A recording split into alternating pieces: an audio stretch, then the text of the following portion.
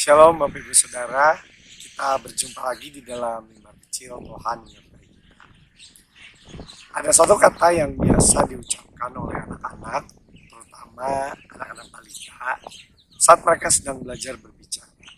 Kata itu adalah apa? Apa ini? Apa itu? Dan dengan lugunya mereka akan bertanya terus-menerus. Bahkan sesaat setelah kita sudah menjelaskan nama suatu benda, mereka bertanya lagi dan mengulanginya lagi, apa itu? Tapi kita tahu bahwa mereka sedang belajar. Dan begitulah cara mereka memproses semua informasi yang mereka dapatkan. Sayangnya sikap seperti ini jarang dimiliki oleh orang dewasa. Kita tidak lagi memiliki rasa ingin tahu, karena kita sudah merasa tahu.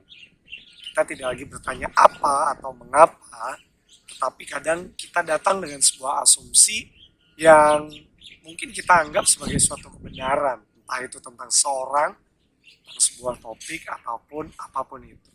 Kita datang dengan nilai tertentu, prasangka tertentu yang bisa saja belum tentu benar.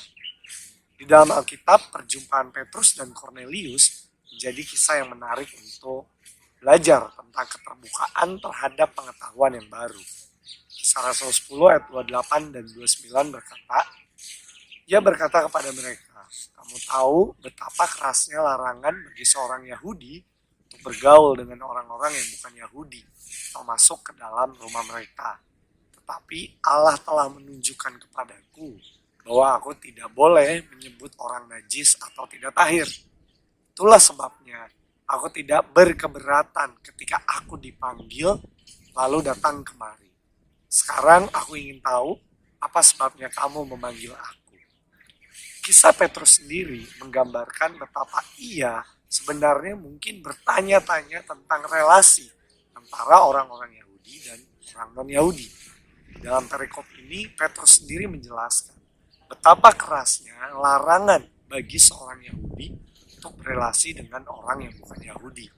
Namun demikian, Allah sendiri memberikan sebuah pengajaran tentang relasi yang lebih dinamis dari sekedar najis atau tidak tahir. Dan pengajaran Allah ini menggiring Petrus untuk mengambil langkah menemui Cornelius. Langkah yang Petrus ambil ini bukanlah langkah biasa. Ini adalah sebuah langkah perubahan. Dan perubahan akan selalu menggelisahkan.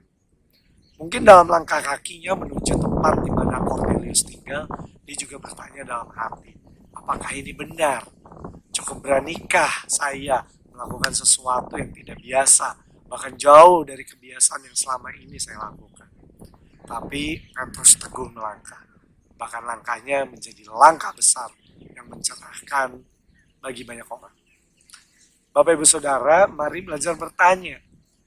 Kadang bertanya tidak selalu nyaman, bahkan seringkali bertanya itu menggelisahkan.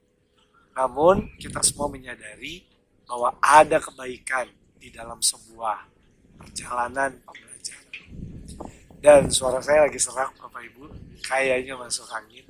Mohon juga doa-doa dari Bapak Ibu supaya kita tetap sehat selalu. Tuhan memberkati kita. Amin. Mari kita berdoa. Bapa di sorga, kami bersyukur firman Tuhan yang kami pelajari hari ini. Ajarkanlah kami untuk mau terus mengenal dan mempelajari banyak hal di dalam ini. Dalam Kristus Tuhan kami